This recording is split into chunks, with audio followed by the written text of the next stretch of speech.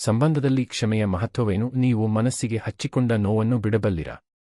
ಈ ಮನಮಿಡಿಯುವ ಕತೆ ಓದಿ. ನೀವು ಕ್ಷಮಿಸುವ ಶಕ್ತಿಯ ಮಹತ್ವವನ್ನು ಒಮ್ಮೆ ತೊಡಗಿಸಿಕೊಳ್ಳಿ. ಈ ಕಥೆಯನ್ನು ಶೇರ್ ಮಾಡಿ, ಕಾಮೆಂಟ್ ಮಾಡಿ ಮತ್ತು ನಿಮ್ಮ ಅನುಭವವನ್ನು ಹಂಚಿಕೊಳ್ಳಿ. ಪಾತ್ರಗಳು: ಆಕಾಶ, ಒಬ್ಬ ಯಶಸ್ವಿ ಉದ್ಯಮಿ, ತನ್ನ ಜೀವನದ ಗುರಿಯ ಹಿಂಬಾಲನೆಯಲ್ಲಿ ತೊಡಗಿಸಿಕೊಂಡವ. ನಯನ, ಸಂವೇದನಾಶೀಲ, ಪ್ರೀತಿಯ ಹೆಂಡತಿ, ಆದರೆ ಅನ್ಯಾಯವನ್ನು ಸಹಿಸದ ಮಹಿಳೆ.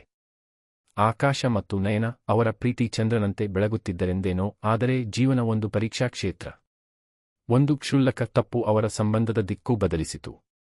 ನಯನ ಚಿಕ್ಕ ವಿಷಯಕ್ಕೆ ಕೋಪಗೊಂಡಳು. ನಾನು ನಿನಗೆ ಪ್ರಿಯವಾದವಳೆ?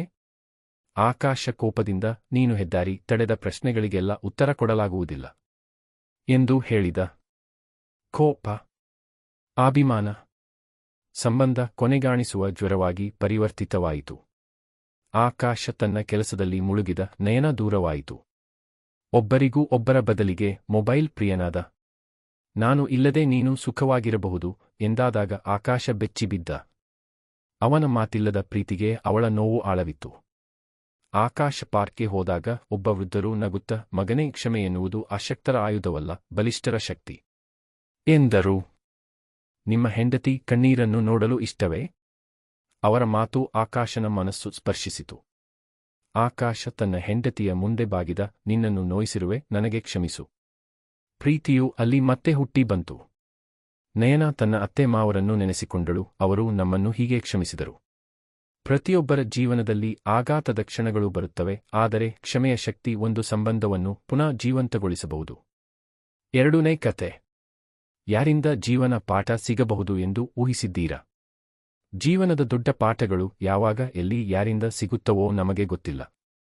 ಈ ಕಥೆಯಲ್ಲಿ ಒಬ್ಬ ವ್ಯಕ್ತಿ ಕಸದವನಿಂದಲೂ ಅಪರೂಪದ ಪಾಠ ಕಲಿಯುತ್ತಾನೆ.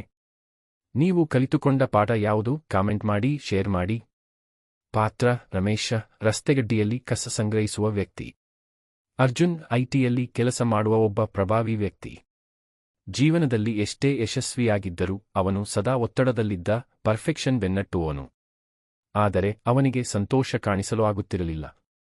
ಅರ್ಜುನ್ ಸದಾ ನಿಶ್ಚಿತ ಸಮಯಕ್ಕೆ ಆಫೀಸಿಗೆ ಹೋಗಲು ಹೊರಡುತ್ತಿದ್ದ, ಆದರೆ ಪ್ರತಿದಿನ ಅವನ ರಸ್ತೆಯಲ್ಲಿ ಒಬ್ಬ ಕಸದವನ ಹಸನ್ಮುಖದಿಂದ ಕಸ ತೆಗೆದುಕೊಳ್ಳುತ್ತಿದ್ದ. ಅವನ ಉತ್ಸಾಹಕ್ಕೆ ಅರ್ಜುನ್ ಅಚ್ಚರಿಪಟ್ಟ. ಒಂದು ದಿನ ಟ್ರಾಫಿಕ್ನಲ್ಲಿ ಸಿಕ್ಕಿಬಿದ್ದ ಅರ್ಜುನ್ ತನ್ನ ಕೋಪವನ್ನು ಅವನ ಮೇಲೆ ಹೊರಹಾಕಿದ. ನೀನು ನಿತ್ಯ ಹಸನ್ಮುಖವಾಗಿರುತ್ತೀಯ, ಹೇಗೆ? ಕಸದ ಕೆಲಸವಲ್ಲವೇ ಎಂದನು. ಆದರೆ ಕಸದವನು ನಗುತ್ತಾ, ಸಾರ್, ನಾನು ನನ್ನ ಕೆಲಸವನ್ನು ಆನಂದಿಸುತ್ತೇನೆ. ನಾನೇ ದುಃಖಿತನಾದರೆ ಇಡೀ ದಿನ ಹೇಗೆ ಕಳೆಯಬೇಕು ಎಂದನು. ಅರ್ಜುನ್ ಅದನ್ನು ನಿರ್ಲಕ್ಷಿಸಿದ.